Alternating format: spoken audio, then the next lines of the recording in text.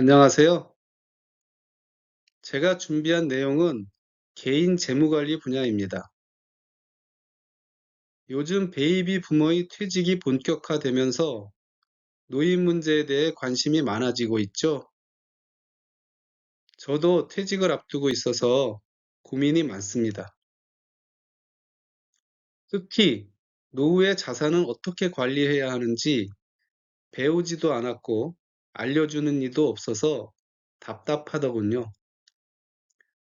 수많은 자료와 영상을 검색하여 스스로 정보를 습득해야 했습니다. 연금, 투자, 세금, 부동산 등 분야별 자료는 많지만 노후 자산 관리 방법에 대해 종합해서 알려주는 자료는 찾기 어려웠습니다. 그래서 저는 은퇴를 준비하는 50대를 위한 노후 자산 관리 방법을 작성하게 되었습니다. 부제목은 100세까지 매월 500만 원 만들기라고 정했습니다. 퇴직, 은퇴, 노후를 생각하면 무엇이 연상되시나요? 취미, 건강, 가족, 재취업, 연금 등 기대 반 우려 반 생각이 복잡해집니다. 모두 행복한 노후 생활을 원하시죠? 그 방법은 사람마다 다르겠지만 여기서는 자산 관리에 대해서만 말씀드리겠습니다. 노후 자산 관리에 대해서는 연금, 투자, 세금, 부동산 등 분야가 방대하고 복잡해서 한꺼번에 설명하기 어렵습니다. 수많은 유튜브와 자료를 통해 파악한 내용들을 짧은 시간 내에 정리해야 하므로 요점만 간단히 훑고 지나가겠습니다.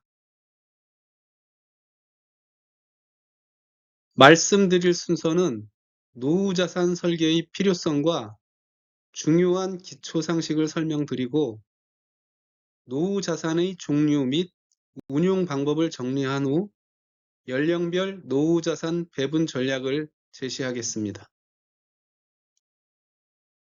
첫 번째, 노후자산 설계의 필요성입니다. 은퇴 후 일상생활은 어떻게 변할까요? 노후의 생활비는 얼마나 필요할까요? 내 재산은 어느 정도 수준일까요? 죽을 때까지 부족하지는 않을까요? 노후에 파산되면 어떡하죠? 이런저런 걱정이 많아집니다. 얼마 전 인터넷에서 저의 기대 수명을 계산해 보니 110살까지 산다고 나오더군요. 우리는 대부분 퇴직 후에 30년에서 40년 이상을 살아야 합니다. 직장이 없는 상태에서 오랜 세월을 산다는 건 축복이 아닐 수도 있습니다. 우리나라의 노인 빈곤율은 OECD 국가 중에서 압도적인 1위입니다. 노후 빈곤, 노후 파산의 원인은 무엇일까요? 연금이 부족해서 가장 힘들다고 호소했고, 부채 비용, 주거 비용, 중대 질병 치료 비용이 노후 자산을 급격히 소멸시킨다고 합니다. 그리고 가족 내에서 이혼, 자녀 결혼, 증여 등으로 재산 분할이 발생할 수도 있고, 무리한 사업, 보증, 사기 등 투자 실패도 위험한 요인입니다. 또한 너무 오래 살아서 노후 자금이 소멸되면 힘겨운 말년을 보내게 됩니다. 그러면 노후에 생활비는 얼마나 필요할까요? 국민연금 연구원 발표 자료를 보면 최소 생활비는 월 200에서 300만 원 정도 필요하고 적정 생활비는 월 300에서 400만 원 정도 필요하다고 합니다. 은퇴한 선배들의 이야기를 종합하면 200만 원은 빠듯하게 살아야 하고 300만 원은 그럭저럭 먹고 살 수 있으며 400만 원은 국내 여행을 다닐 수 있고 500만 원은 해외여행까지 다닐 수 있다고 말씀하십니다. 여기서는 매월 500만 원 연금을 만드는 것을 목표로 설계해 보겠습니다. 한국인의 실제 자산은 어떻게 분포되어 있을까요? 통계청과 한국은행, 금융감독원의 발표 자료를 보면 중위 자산은 2억 4천만 원이고 평균 자산은 4억 3천만 원이라고 합니다. 몇 년 전 EBS에서 방영한 자본주의라는 다큐에서 재미있는 설명을 보았는데요. 네덜란드 경제학자 얀 펜은 세계인의 자산 순서를 난쟁이들의 행진으로 묘사했습니다. 전 세계의 자산을 순서대로 행진시키면 아래 그래프처럼 90%가 난쟁이라는 겁니다. 여기에 우리나라의 자료를 대입하여 보았습니다.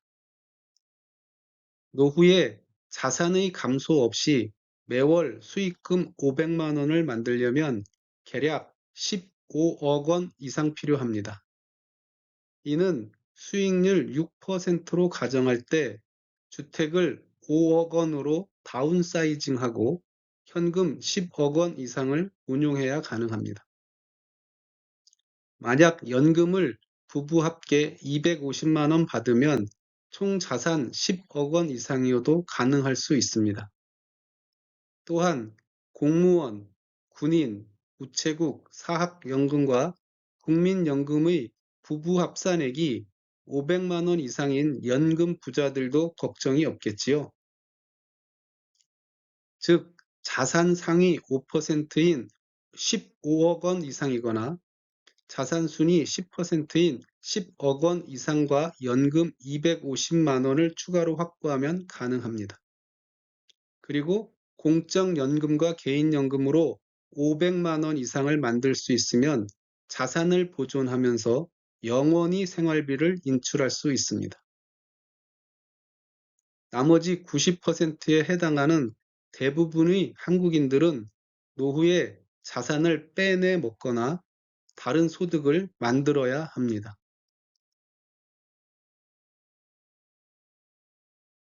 개인 재무 관리에서 전문가들이 공통적으로 강조하는 사항이 있습니다.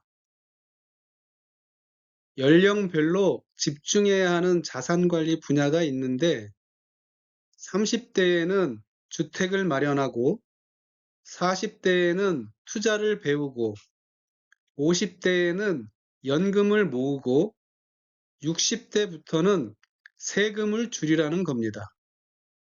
이 자료는 퇴직을 앞둔 50대를 위해 작성했기 때문에 연금과 세금 분야를 중점적으로 다루겠습니다. 노후 자산을 늘리는 방법은 복리투자 공식을 보면 정확히 이해할 수 있습니다. 원금은 많이, 수익은 높게, 기간은 길게 해야 미래 자산이 증가합니다. 이 중에서 가장 쉽고 확실한 변수는 투자 기간입니다. 결국 일찍 투자하고 늦게 받는 것이 중요합니다. 무전장수라는 말이 있죠. 재수 없으면 100세까지 산다고 합니다. 장수 리스크. 부자에겐 축복이지만 가난하면 저주입니다. 원금을 곶감 빼먹듯이 소멸시키지 말고 수익금을 우물 퍼먹듯이 평생 쓰도록 자산을 관리하시기 바랍니다. 다음은 노후 자산관리 기초상식 중에서 몇 가지 중요한 사항을 말씀드리겠습니다. 노후 자산 관리는 세금과의 전쟁입니다. 지금까지 우리는 연봉에서 원천 징수한 실수령액으로 생활해 왔습니다. 세금에 관해 몰라도 되었지요. 하지만 퇴직 후에는 세금을 스스로 챙겨서 납부해야 합니다. 즉, 세후소득의 세계에서 세전소득의 세계로 패러다임이 바뀌는 것입니다. 가뜩이나 빠듯한 노후 자금에서 각종 세금을 떼고 종합과세와 건보료를 납부하면 생활비는 더욱 줄어듭니다. 그러므로 은퇴 전에 반드시 세금에 대해서 배워두셔야 합니다. 우리나라는 세금을 8종류로 분류하고 있습니다. 이 중에서 종합과세에 관련된 세금은 이자, 배당, 사업, 근로, 연금, 기타 소득 6종류입니다. 줄여서 이, 배, 사, 근, 연, 기라고 합니다. 이 6종류 세금은 노후 자산에 항상 붙어 다니기 때문에 조심해야 합니다. 나머지 퇴직소득과 양도소득은 일생에 한두 번 정도 분류과세로 부과되므로 필요할 때 알아보시면 됩니다. 방금 말씀드린 종합과세에 대해 간단히 말씀드리겠습니다. 종합과세란 매년 6종류의 소득을 합산하여 부과하는 세금을 말합니다. 이름만 들어도 무서워 보이는 세금이지만 몇 가지 꿀팁을 활용하면 줄일 수 있습니다. 근로소득, 사업소득, 임대소득이 발생하는 70대까지는 어쩔 수 없이 종합과세 대상이지만 이자, 배당, 연금, 기타 소득으로 생활하는 80대부터는 절세 계좌, 즉 연금저축, IRP, ISA를 활용하면 종합과세 대상에서 제외될 뿐만 아니라 건강보험료 산정 대상에서도 제외됩니다. 절세 계좌는 잠시 후에 자세히 설명드리겠습니다. 건강보험료는 세금이 아니지만 세금보다 무서운 폭탄입니다. 대부분의 은퇴자들이 매월 20에서 50만 원씩 연간 300에서 600만 원 정도 납부하고 있습니다. 노후 자산 관리를 가장 힘들게 하는 녀석이지요. 먼저 가족의 건강보험에 피부양자로 등록하는 것이 가장 좋습니다. 하지만 부부 연소득 2천만 원 이상이면 해당되지 않을 것입니다. 다음은 재취업으로 직장 가입자가 되는 것입니다. 직장에서 4대 보험에 가입하면 건강보험료를 줄일 수 있습니다. 나머지는 모두 지역가입자가 됩니다. 지역가입자의 건강보험료 산정 근거는 재산, 자동차, 그리고 소득입니다. 재산과 자동차는 고정되어 있지만 소득은 변동되므로 줄일 수 있습니다. 여기서도 절세 계좌를 활용하면 이자, 배당, 연금, 기타 소득을 감출 수 있습니다.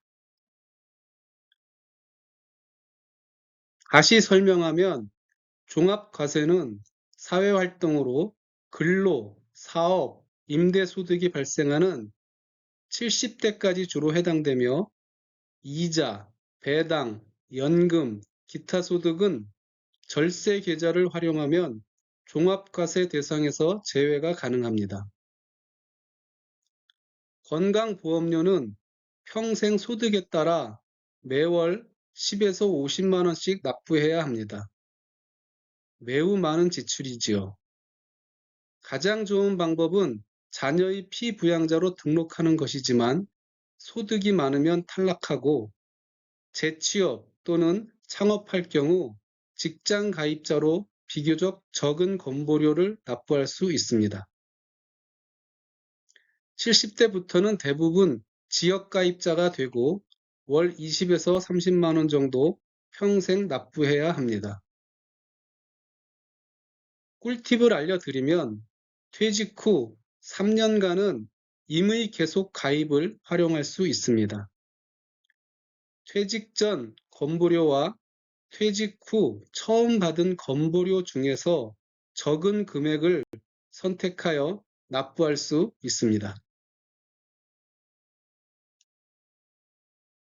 절세 계좌에 대해 설명드리겠습니다. 노후 자산 관리를 위해 반드시 알아야 하는 매우 중요한 사항입니다. 정부에서는 국민연금으로는 노인 빈곤을 해결할 수 없다는 판단에 따라 국민들이 스스로 개인연금을 마련하여 노후 자금으로 사용하도록 연금저축과 IRP라는 연금 계좌와 ISA라는 목돈 마련용 계좌에 많은 세제 혜택을 주면서 가입을 권장하고 있습니다. 직장인들은 주로 연말정산 세액공제를 목적으로 연금 계좌에 납입하고 있지요. 이렇게 반강제적으로 적립한 연금 계좌는 쉽게 인출하지 못하도록 여러 세제 혜택을 추가로 부여하여 노후연금으로 천천히 인출하도록 유도합니다. 절세 계좌는 다른 금융상품과는 비교할 수 없는 많은 혜택을 갖고 있습니다. 세액공제, 과세 이연, 저율과세, 분리과세뿐만 아니라 금융소득 종합과세 및 건보료 부과 대상에서도 제외하고 있습니다. 정부 재정상 직접 현금을 줄 수 없으니 나중에 받을 세금을 안 받거나 깎아주겠다는 것입니다. 너무 많은 혜택이 있다 보니 부자들이 탈세 목적으로 악용할까봐 입금 한도를 막아두었습니다. 우리는 이 연금 계좌와 ISA를 잘 활용해서 노후 자산을 설계해야 합니다. 이제부터 모든 금융 자산은 세금 보호 지역인 절세 계좌로 옮겨 두시길 권합니다. 절세 계좌에 입금하는 꿀팁을 알려드리겠습니다. 먼저 연금저축과 IRP 계좌에 매년 1,800만 원씩 입금합니다. 입금 한도가 없으므로 계속 적립할 수 있습니다. 그 다음에 ISA 계좌도 매년 2천만 원씩 입금합니다. 계좌의 최대 한도가 1억 원 이내이므로 3년에서 5년마다 만기 해지하고 다시 계좌를 개설해서 운용을 반복하면 됩니다. ISA 계좌를 만기 해지할 경우 적립된 원금과 수익금을 연금 계좌로 옮기면 과세 이연을 받을 수 있으며 연금 계좌의 연간 입금 한도 1,800만 원에도 저촉되지 않습니다. 이렇게 최대 3,800만 원씩 부부 합산하면 매년 7,600만 원씩 절세 계좌로 옮길 수 있습니다. 최근 ISA 계좌의 입금 한도를 4천만 원까지, 최대 한도는 2억 원으로 늘린다고 합니다. 그럴 경우 부부 합산하면 매년 1억 1,600만 원까지 옮길 수 있을 겁니다.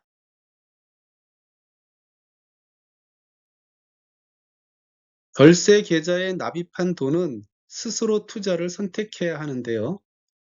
예금, 채권, 주식, 펀드, 리츠, ETF 등 다양한 상품에 투자할 수 있습니다. 많은 투자 전문가들이 권장하는 중로는 미국 주식 추종 ETF에 장기 투자하라는 것입니다. 미국 주식을 대표하는 ETF는 S&P 500, SCHD, 나스닥 등이 있습니다. 상품의 다양성이나 편리성 측면에서 보험사나 은행은 이용하지 말고 증권사를 이용하시길 권장합니다. 미래에셋, 한국투자, NH투자, 삼성 등 국내 증권사 어플에서 절세 계좌를 개설하면 국내 자산운용사의 상품들을 대부분 매수할 수 있습니다. 자산 운용사별로 유사한 ETF 상품을 운영하고 있으며 그 중에서 운용 규모와 배당률 및 전문가들의 의견을 반영하여 3가지씩 추천해 드렸습니다. 아직 투자 지식이 부족하면 일단 S&P 500 ETF를 매수하시고 장기 투자로 복리를 누리십시오. 지난 100년간 연평균 10% 이상 수익률을 기록하였으므로 최선의 선택이 될 것입니다. 전문적인 투자 방법에 대해서는 나중에 천천히 공부하시면 됩니다. 향후 연금 계좌에서 연금을 수령할 때에도 효율적인 전략이 필요합니다. 미리 알아두시면 계획 세우실 때 유리할 수 있습니다. 연금 계좌에는 4가지 성격의 돈이 담겨 있습니다. 1번, 세액공제 받지 않은 원금은 세액공제와 상관없이 자산 증액을 위해 추가 납입하여 세금에서 자유로운 돈입니다. 2번, 퇴직금 원금은 퇴직소득세를 내지 않고 인출할 때까지 미뤄둔 돈입니다. 이연된 퇴직소득세의 30에서 40%를 깎아줍니다. 3번, 세액공제 받은 원금은 퇴직할 때까지 매년 연말정산 세액공제를 받은 돈이며 사적 연금 수령 한도 이내에서 수령해야 합니다. 4번, 운용 수익은 위에서 모든 원금을 운용하면서 얻은 가치 상승액과 배당액입니다. 사적 연금 수령 한도에도 적용됩니다. 이 돈들은 꼬리표가 달려 있어서 각각 세금 기준이 다릅니다.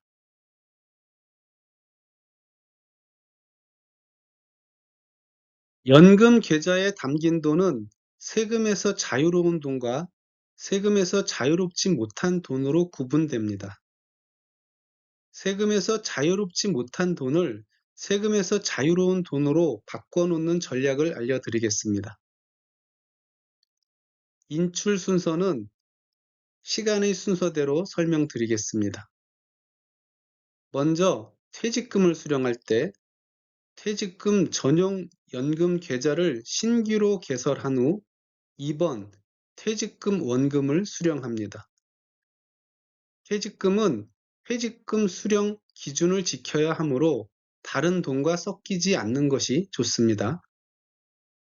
55세 이후 퇴직금을 수령하면 사용 목적이 없더라도 즉시 매년 최소 금액 1만 원씩을 인출하여 퇴직금 수령 한도를 늘려 놓아야 합니다.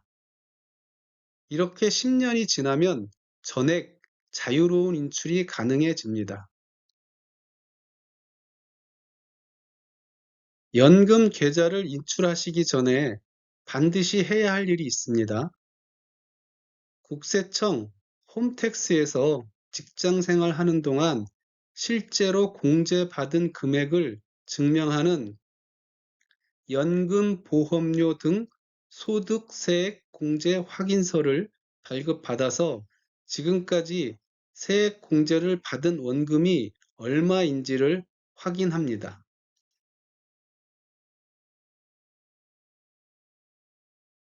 그리고 연금 계좌를 2개 이상 준비해서 1번 세액 공제 받지 않은 원금을 담을 계좌를 구분하고 3, 4번 세액 공제 받은 원금과 운용 수익을 담을 계좌를 구분해서 전체 연금 계좌의 금액을 배분해 놓습니다.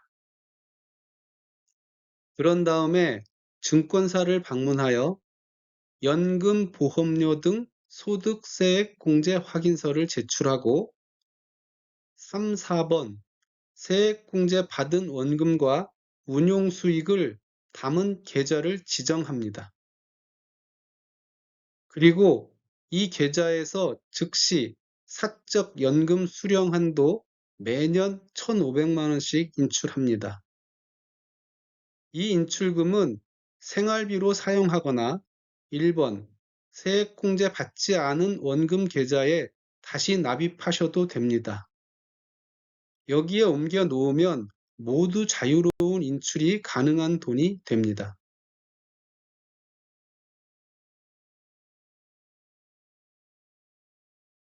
알기 쉽게 그림으로 다시 설명드리겠습니다.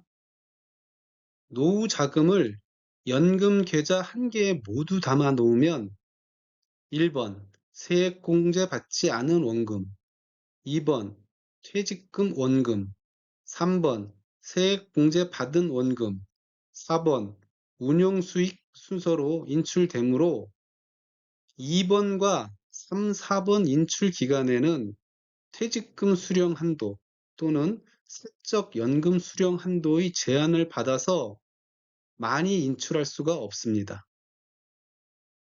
만약 3도 이상 인출하면 세금 혜택을 못 받기 때문에 매우 불리한 상황이 됩니다. 따라서 연금 계좌를 여러 개로 배분해 놓으면 인출할 계좌만 선택할 수 있으므로 자금 운용이 편리합니다. 즉, 인출이 제한된 돈을 인출이 자유로운 돈으로 바꾸는 방법입니다. 2번 계좌와 3, 4번 계좌는 수령 한도가 제한된 돈이므로 인출이 자유롭게 만들어야 합니다. 2번 퇴직금 원금 계좌는 퇴직금 수령 즉시 매년 1만 원씩 인출하면 10년 후부터 전액 자유인출이 가능해집니다. 3, 4번 세액공제 받은 원금과 운용수익 계좌는 가입하고 5년 경과 및 55세 이후에 연 1,500만 원씩 인출해야 합니다. 인출금은 다시 1번 세액공제를 받지 않은 원금 계좌에 입금해서 자유 인출이 가능하도록 변경합니다. 여기서 꿀팁을 알려드리면 1번과 3, 4번 연금 계좌는 총액을 3천에서 5천만 원 정도로 나누는 것이 좋습니다. 연금 인출을 개시한 계좌에서는 더 이상 입금할 수 없어서 죽은 계좌가 됩니다. 여러 계좌에 적당히 분산해 놓으면 필요할 때 한 계좌씩 인출하면서 다른 계좌들은 계속 운영할 수 있습니다. 그리고 50세 이전에 미리 여러 계좌를 개설해 놓으시기 추천합니다. 연금 계좌는 개설하고 5년 후부터 인출할 수 있으므로 빨리 만드는 게 좋습니다. 계좌 개설은 핸드폰으로 가능하므로 증권사 두세 곳에 연금 계좌와 IRP 계좌를 개설해 놓으시길 추천합니다. 다음은 노후 자산의 종류와 운용 방법에 대해 설명드리겠습니다. 노후 자산은 여러 종류가 있지만 저는 10가지 성격으로 구분해 보았습니다. 먼저 국민연금은 노령연금과 기초연금을 합쳐서 부르는 말입니다. 우리가 알고 있는 국민연금은 정확하게 노령연금이라고 불러야 합니다. 여기서는 그냥 국민연금이라고 말하겠습니다.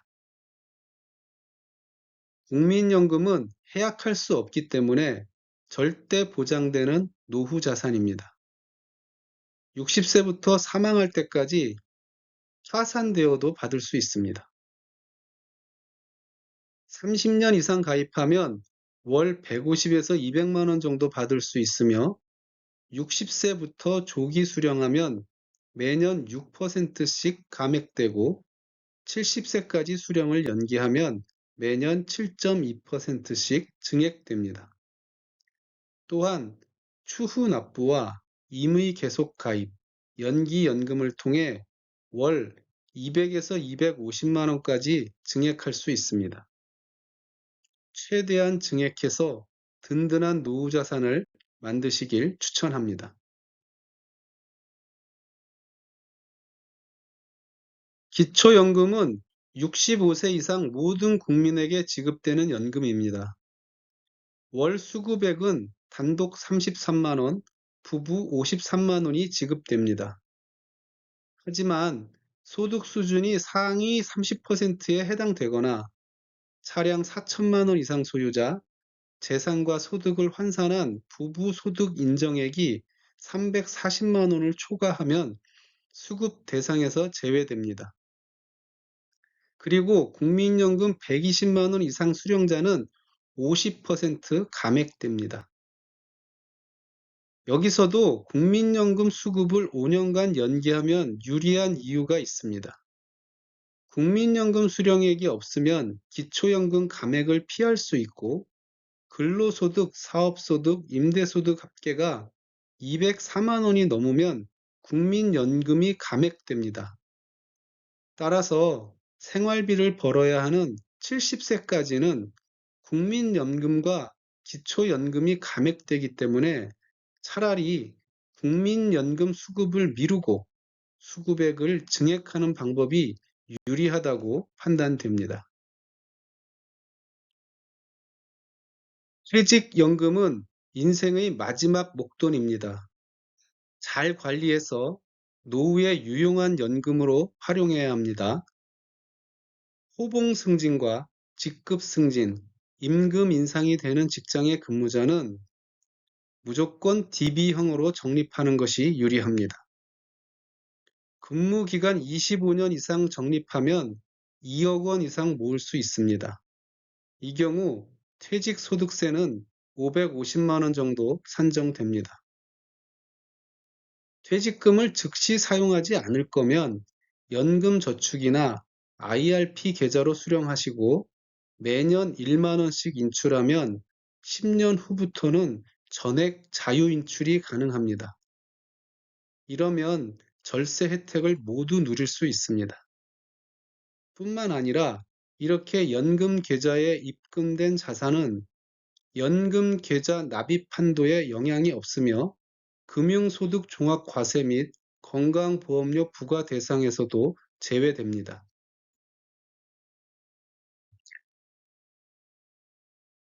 개인연금은 노후 자금 마련을 위해 스스로 모으는 자산입니다. 정부에서는 국민연금만으로는 노인 빈곤을 해결할 수 없다는 판단에 따라 국민들이 스스로 개인연금을 적립할 수 있도록 연금저축과 IRP라는 연금 계좌에 각종 세제 혜택을 주면서 가입을 유도하고 있습니다. 특히 연금 계좌에 있는 돈은 금융소득 종합과세 및 건강보험료 부과 대상에서 제외되므로 우리는 이 연금 계좌를 적극 활용해서 노후 자산을 관리해야 합니다.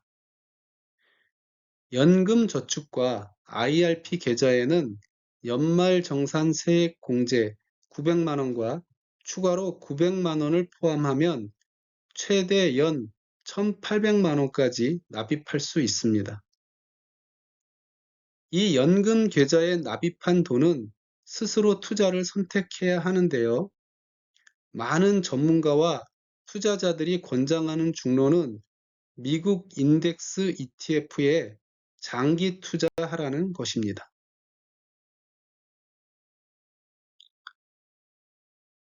금융소득은 여유 자금을 운용하여 얻는 소득입니다. 권장 방법은 ISA 계좌를 통해 투자 수익을 창출하는 것인데요. ISA 계좌도 정부에서 국민들의 자산 증식을 위해 목돈을 적립할 수 있도록 유도하고 있으며 연금 계좌와 유사하게 다양한 절세 혜택과 금융소득 종합과세 및 건강보험료 대상에서 제외하였습니다. 최근 제도가 변경되어 연간 한도 금액이 2천만 원에서 4천만 원까지 증액된다고 합니다.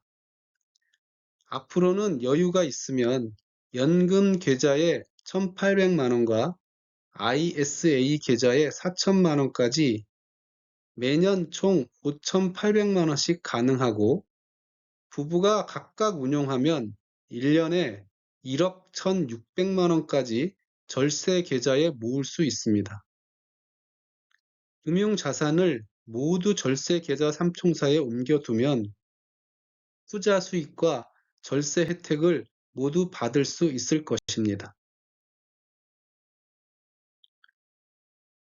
임대소득은 여유자금을 운용하여 얻는 소득입니다. 금융자산 운용에 관심이 없는 분들은 부동산 자산 운용에 관심이 많을 텐데요. 여유자금으로 주거용 또는 상업용 부동산을 구입하여 월세 수익과 부동산 매매가 상승을 기대할 수 있습니다. 기대 수익률은 1억 원당 월 30만 원 정도입니다. 하지만 임대소득은 많은 초기 투자 자금이 필요하고 공실 발생, 수리비용, 세입자 갈등 등 위험 요인들을 극복해야 합니다. 그리고 종합과세 및 건강보험료 증가 우려도 있습니다. 임대 관리는 인지 및 판단 능력이 가능한 70대 후반 정도까지 운용이 가능합니다. 주택연금은 노후를 지켜줄 마지막 보루 같은 자산입니다. 근로 및 사업소득은 신체적 한계로 인해 오래 창출할 수 없고 퇴직 및 개인연금, 금융 및 임대소득도 정신적 한계로 오래 유지하기 힘듭니다. 이러한 자산은 자녀의 요구나 사기, 유혹 등에 의해 해약 및 소멸될 수도 있습니다. 마지막까지 노후를 확실하게 지켜줄 자산은 국민연금과 기초연금이며 여기에 부족분을 보충하려면 주택연금 또는 농지연금을 추가할 수 있습니다. 주택연금과 농지연금은 개시한 이후 해약하기 힘들기 때문에 사기, 해약, 파산 등을 예방할 수 있습니다.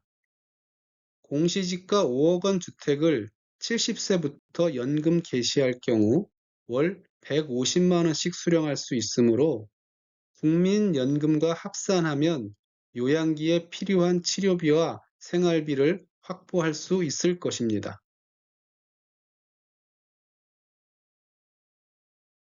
농지연금은 제가 특별히 추천하는 자산입니다. 자격 조건이 까다로워 이용하는 분들이 적은데요. 미리 준비하면 주택연금보다 가성비가 높은 든든한 노후 자산이 될 수 있습니다. 문제는 대상 자격과 농지를 취득하기 어렵습니다. 영농 경력 5년 이상, 전, 답, 과수원을 소유하고 대상 농지 근처에서 2년 이상 거주해야 합니다. 제가 알려주는 꿀팁을 활용하면 투자금 1억 원으로 월 200만 원씩 연금을 만들 수 있습니다. 부부가 각각 신청하면 2배가 될 것입니다. 관심 있는 분들은 도전해 보시기 바랍니다. 근로소득은 재취업을 통해 수익을 창출하는 것입니다. 퇴직 후 60대의 소득 공백기를 극복할 수 있는 가장 확실한 방안입니다.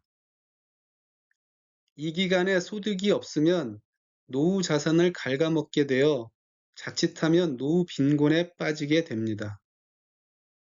노후 자산 인출을 최대한 연기하고 자산을 증식시킬 수 있는 시간을 벌어야 합니다. 가장 좋은 방법은 기존의 경력 및 자격을 활용하여 유사 계통으로 재취업하는 것이고 유망한 자격증을 취득하여 새로운 분야로 진출할 수도 있습니다. 유의할 사항은 신체적, 정신적 한계가 있으므로 근무 강도가 낮거나 근무 시간이 적은 업무를 선택하는 것이 좋습니다. 수입은 주된 직장의 40% 수준 또는 월 200에서 300만 원 수준이면 만족해야 합니다. 사업소득은 자영업을 통해 수익을 창출하는 것입니다.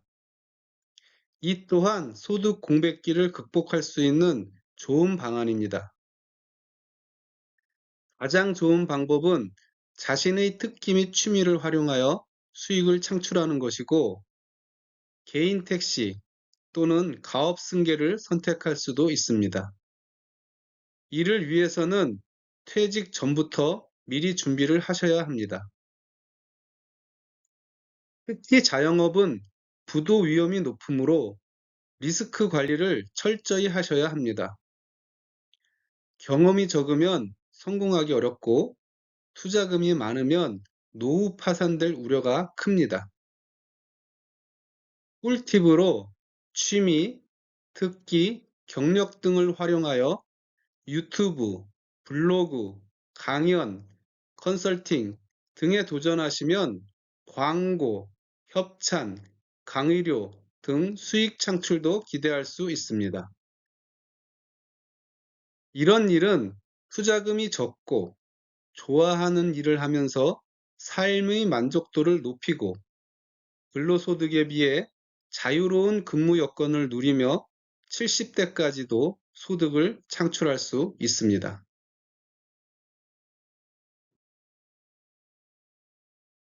자, 이제 마지막으로 연령별 노후자산 배분 전략에 대해 말씀드리겠습니다.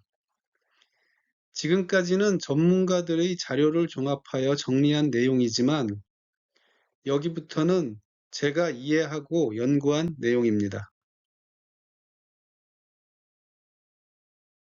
먼저 연령별 자산의 변화를 표현해 보았습니다. 일반적으로 취업부터 퇴직까지 자산을 축적하고 퇴직부터 사망까지 자산을 인출합니다. 자산 축적은 시간이 지날수록 점점 많아지므로 50대가 가장 중요합니다. 이 시기를 집중해야 합니다. 자산 인출도 시간이 지날수록 급격히 줄어듭니다. 인출 초기에는 원금이 이자와 배당 소득을 만들어 서서히 감소하지만 원금이 줄어들수록 이자와 배당 소득도 적어져서 자산이 급격히 소멸합니다. 잘못하면 노후 파산을 당할 수 있습니다.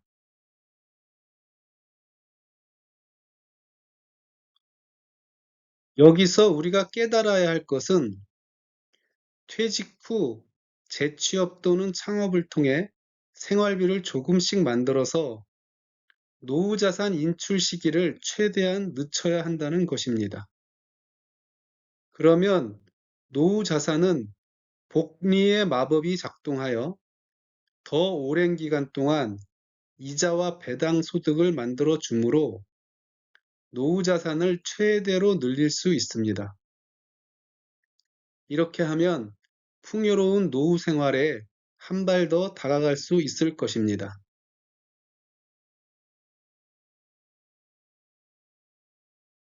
이제부터 제가 연구한 노후 자산 설계 방법을 말씀드리겠습니다. 먼저 연령대별로 구분해서 노후 생활의 특징을 구분해 보았습니다. 퇴직 전에는 자산을 축적하는 기간입니다. 주된 직장에서 근무하면서 많은 은퇴 자산을 모을 수 있습니다. 퇴직 후 국민연금이 나오는 65세까지는 소득이 전혀 없는 공백기입니다. 소득 절벽 또는 소득 보릿고개라고도 하는 가장 힘든 시기이지요. 이 시기를 제대로 준비하지 못하면 퇴직금과 노후 자산을 갉아먹어서 노후가 빨리 빈곤해집니다. 재취업으로 근로소득을 만들거나 자영업으로 사업소득을 만들어서 노후 자산 인출을 최대한 미루셔야 합니다. 70대에 들어서면 신체적으로 힘들고 정신적으로 인지 능력이 떨어집니다. 적절한 시기부터 휴식을 가져야 합니다. 80대부터는 지병 때문에 치료비가 많이 듭니다. 판단력이 떨어져서 사기를 당하거나 파산될 수도 있습니다.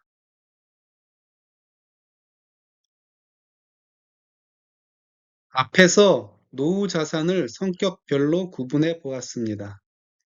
다시 핵심 내용만 요약해서 설명하겠습니다. 국민연금은 파산이 되더라도 죽을 때까지 받을 수 있는 절대 보장 노후 자산입니다. 추후 납부, 임의 계속 가입, 연기연금을 통해 최대로 증액할 수 있습니다. 기초연금은 부부 기준 월 53만 원이지만 재산과 소득이 많으면 받지 못할 수 있습니다.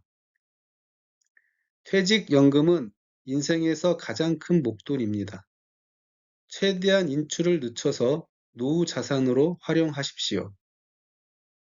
개인연금은 그동안 연말정산 세액 공제를 위해 연금저축이나 IRP 계좌에 납입한 자금입니다. 투자 전략을 잘 세워서 든든한 노후 자금으로 사용해야 합니다. 금융소득은 여유 자금을 ISA 계좌에 납입해서 계속 불려나가는 전략을 권장합니다. 임대소득은 여유 자금을 부동산에 투자하여 월세를 받는 것입니다. 주택연금은 마지막 노후 자산이므로 요양기에 확실한 치료비를 확보할 수 있습니다. 농지연금은 틈새 시장을 활용하면 가성비가 탁월한 노후 자산이 될 수 있습니다. 마지막으로 재취업을 통한 근로소득은 퇴직 후 필수 사항이며 노후 자산 소멸 시점을 연기시키고 자산을 증식시키는 시간을 벌어줍니다.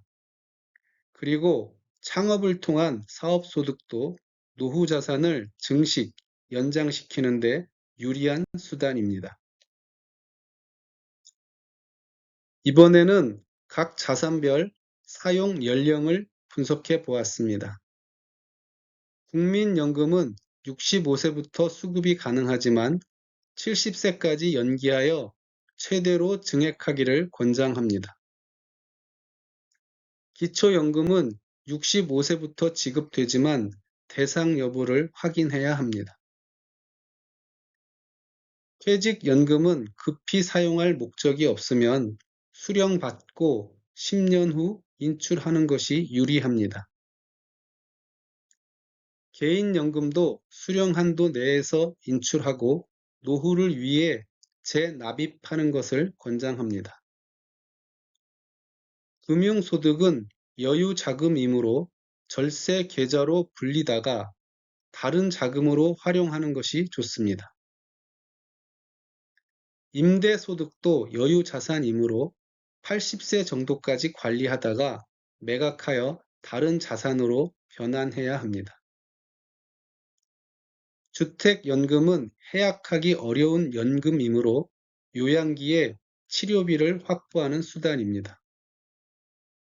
농지연금은 자격 조건을 취득하면 노후에 매우 유용한 확정형 연금이 될 것입니다. 근로소득은 건강한 기간에 생활비를 충당하다가 70대 이후에는 종료되는 소득입니다. 사업소득도 80대부터는 유지하기 어려운 소득입니다.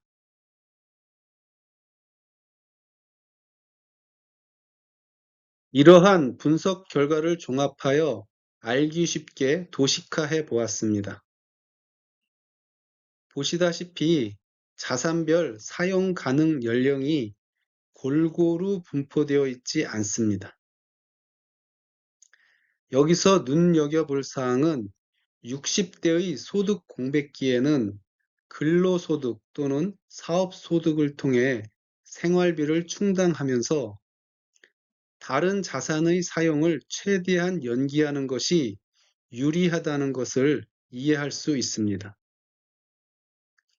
하지만 근로소득과 사업소득은 70대 이후에는 창출하기 힘들어집니다.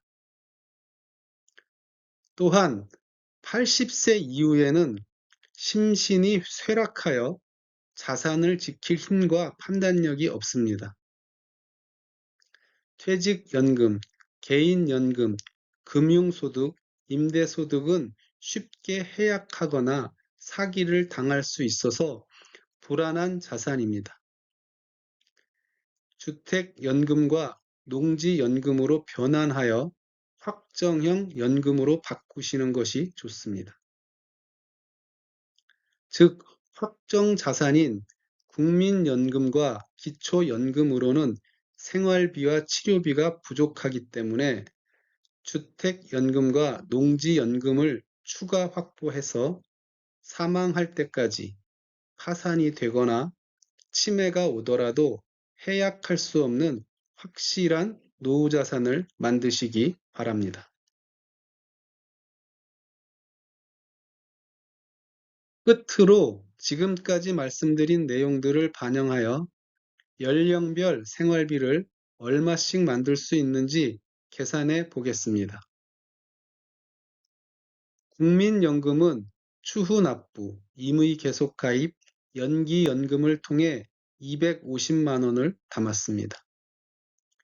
기초연금은 연금 소득이 많아서 수급 대상에서 제외했고요.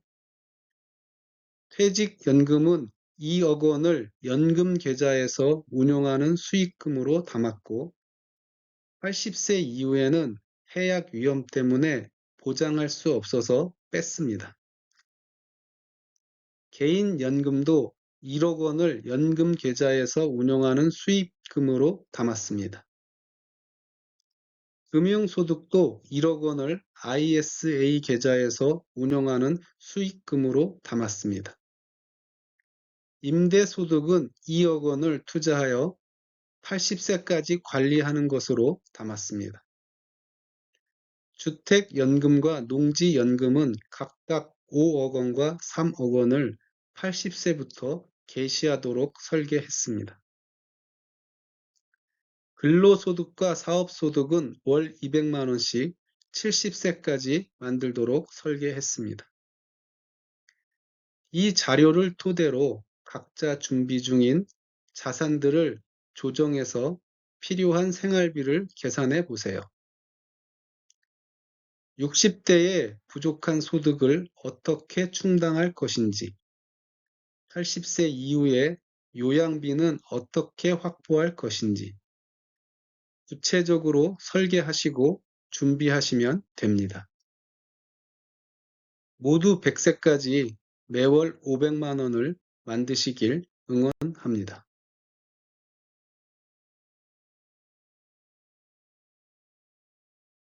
자, 지금까지 노후 자산 관리 방법에 대해 말씀드렸습니다. 방대한 내용을 요약하느라 자세히 설명드리지 못하여 아쉽게 생각합니다. 마지막으로 전체 내용을 다시 축약해서 강조드리면 부채와 빚은 퇴직 전에 비우자. 국민연금은 최대로 늘리자.